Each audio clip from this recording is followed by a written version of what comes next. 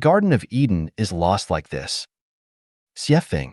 I have two German shepherds, belonging to the military dog breed. One of them is named Luanbei, and the other is called Lambua. Whenever the night is deep and quiet, I enjoy taking a leisurely stroll on the lawn in my courtyard, which is even bigger than a soccer field, and ponder in tranquility. During this time, the two dogs joyfully run around me, both guarding the courtyard and providing me solace. Due to their loyalty, I treat them well. They receive meat every day, and their monthly food expenses are at least 200 yuan. I bathe them once every 2 weeks, and I never scold or beat them. There exists a harmonious and mutually beneficial relationship between humans and animals. 3 months ago, my animal-loving wife brought home a small pet from a friend. Its scientific name is West Highland White Terrier, belonging to the small hunting dog breed. These dogs have a small size but are highly alert and intelligent. They are capable of both being affectionate and understanding human emotions.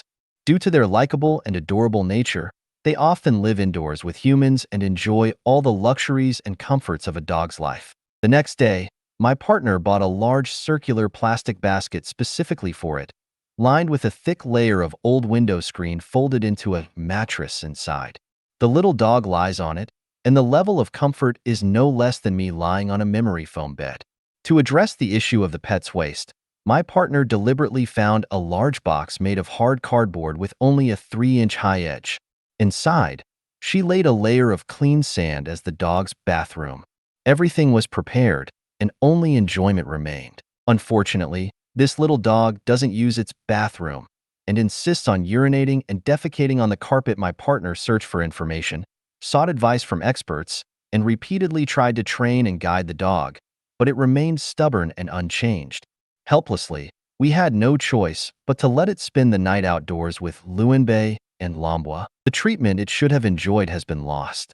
Who should we blame? Do we as humans also experience the same kind of sadness as our dog? There was a tall and strong African man named Paul. He, along with his spouse and two underage children, lived in a less than 10 square meter room made of old wooden boards, in a very pitiful condition. When I spoke with him, I discovered that he was psychologically and mentally stable. Moved by sympathy and compassion, I invited their entire family to live with me. I assigned Paul to manage the garden and clean the courtyard, so that he could earn a wage through meaningful labor, enough to provide a relatively normal life for his whole family. A month passed, yet the weeds in the courtyard remained unattended, and the flowers continued to wilt. When I was at home, I often saw Paul squatting to weed, but as soon as I left, I discovered he had gone back to sleep. I assumed Paul didn't enjoy this task, so I brought him to the store to handle cleaning and organize merchandise. However, after a week, the dust accumulated, and the store appeared even more disorderly. What is the reason? Upon observing, I noticed Paul spent a considerable amount of time cleaning rags. He'd stand by the sink, dedicating an hour to washing a single rag. Feeling helpless, I assigned him as a security guard at the club, providing him with a brand new security uniform that suited his tall stature. He looked remarkably enthusiastic, unable to wipe the smile from his face. I assumed this would finally please him. I briefed him on his duties, specifically instructing him on handling disruptive individuals and theft incidents. However, much to my surprise, he still didn't put much effort into his work. He would stand at the entrance like a statue. When a thief took the camera, he lacked the courage to even ask a question. Feeling utterly helpless, I had no choice but to ask Paul and his family to leave, allowing them to fend for themselves outside. Such examples have occurred more than 20 times in my vicinity alone. How was Eden lost? It wasn't because God was unjust or the deities lacked compassion. It was because we as humans are unworthy of living in Eden. We do not deserve it. I had a colleague who, a few years ago, begged me to send him an invitation letter to help him do business abroad. Despite the difficulty of the situation, I actively assisted him in handling various procedures. When everything was ready and only the departure for overseas remained, he became arrogant and boastful. In a dark corner with his group of friends, he started devising an evil plan. First, they belittled me, saying he, a nameless and insignificant pawn in the company, can survive overseas only because of the government's support. If he can survive abroad, aren't we all better than him?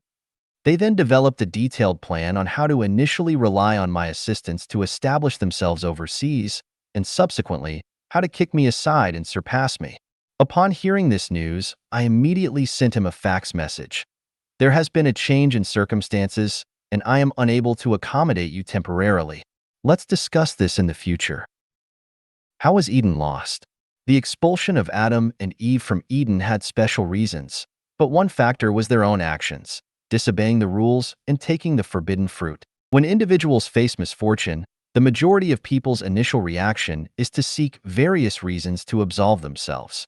They can always find sufficient reasons to blame the heavens, the earth, society, and others, but they rarely look within themselves for the causes. When humanity as a whole faces misfortune, many people begin to blame the greatest creator, gods, and Buddhas, unwilling to look for reasons within human moral behavior. Alternatively, they may pray to the greatest creator, gods, and Buddhas, seeking salvation for humanity, yet they are reluctant to reflect on their own actions and make necessary changes for self-improvement. The old Eden has been lost, and the new Eden has long been established, with its gates open to everyone. My disobedient little dog would certainly not be able to enter Eden. Paul, being lazy and irresponsible, an unproductive individual, cannot be allowed into Eden.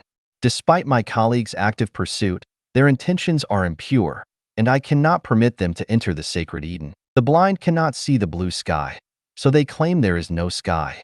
The deaf cannot hear sounds, so they say rivers have no ripples. Those without spiritual awareness cannot see God, so they say there is no Eden. God loves the humble, and Buddha enlightens those with affinity. As for the rest, they are like Paul, destined to fend for themselves.